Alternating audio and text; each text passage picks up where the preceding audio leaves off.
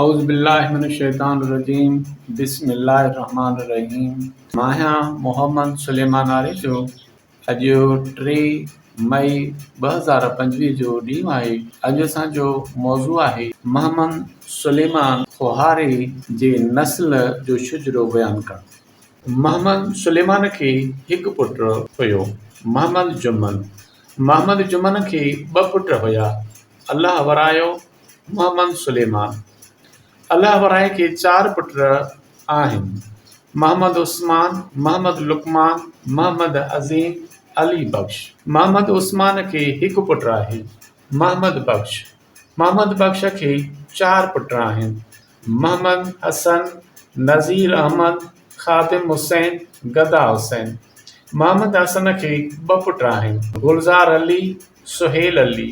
गुलज़ार अलीअ खे हिकु पुटु आहे, जवाद अली।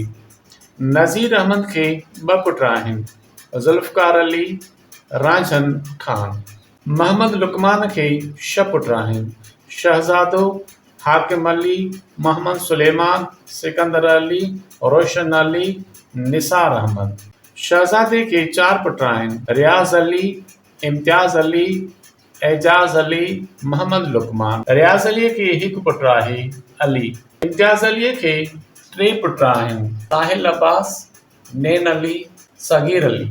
एजाज़ अलीअ खे 3 पुट आहिनि, शीराज़ अली, मुदस्सिर अली, शहज़ादो।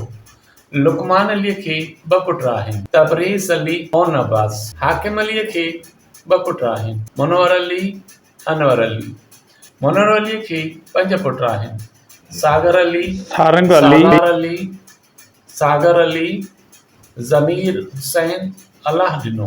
मोहम्मद सुलेमान खे 6 पुट आहिनि, सलीम अख्तर, कलीम अली, वहीद अली, नईम अली, सदाम हुसैन, अयाज़ अली। सलीम अख्तर खे 3 पुट आहिनि, ग़ुलाम मुस्तफ़ा, मोहसिन अली, शुएब अली। कलीम अलीअ खे 2 पुट आहिनि, ख़लील अहमद, जमील अहमद। नईम अलीअ खे हिकु पुटु आहे, फ़हीम अली। सदाम हुसैन खे 2 पुट आहिनि, तसव्वुर अली, हसीब अली। सिकंदर अलीअ खे 3 पुट आहिनि, मज़हर अली उर्फ़ पपन, अज़हर अली उर्फ़ अज्जू, अतहर अली। मज़हर अलीअ खे 2 पुट आहिनि, यासिर अली, नादिर अली। अज़हर अलीअ खे 3 पुट आहिनि, नदीम अली, मेराज अली, मोमिन अली।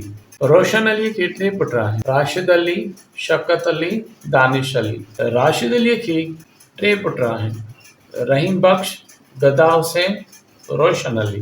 निसार अहमद खे 3 पुट आहिनि, बाबर अली, शाहज़ेब अली, बिलावल अली। मोहम्मद अज़ीम खे 3 पुट आहिनि, ग़ुलाम शबीर उर्फ़ ओबायो, मोहम्मद जुम्मन, शाह मोहम्मद। ग़ुलाम शबीर खे 4 पुट आहिनि, अल्ताफ़ हुसैन उर्फ़ काको, ज़ाहिद हुसैन, फ़ियाज़ हुसैन, आफ़ताब अली उर्फ़ हीरो। अल्ताफ़ हुसैन खे 2 पुट आहिनि, ग़ुलाम शबीर, अदनान अली। फ़ियाज़ हुसैन खे हिकु पुटु आहे, अली रज़ा।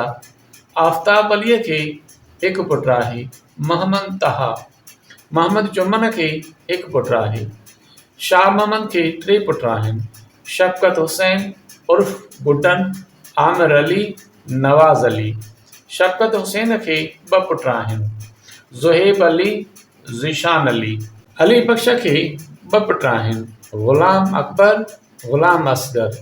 ग़ुलाम अकबर खे 7 पुट आहिनि, अकरम अली, मोहम्मद आज़म, शफ़ीक़ अली, रफ़ीक़ अली, शकील अहमद, अमजद अली, आसिफ़ अली। मोहम्मद आज़म खे हिकु पुटु आहे, अज़ादार हुसैन। शकील अहमद खे 2 पुट आहिनि, हसनैन रज़ा, मौज़म अली उर्फ़ बोदलो।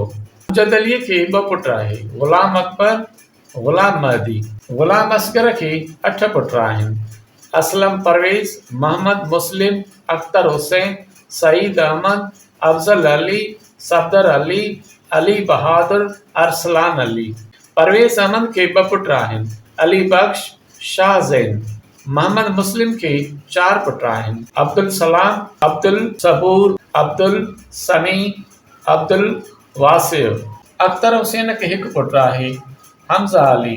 सईद अहमद खे हिकु पुटु आहे, मोहम्मद तैयब। जज़ाकल्लाह।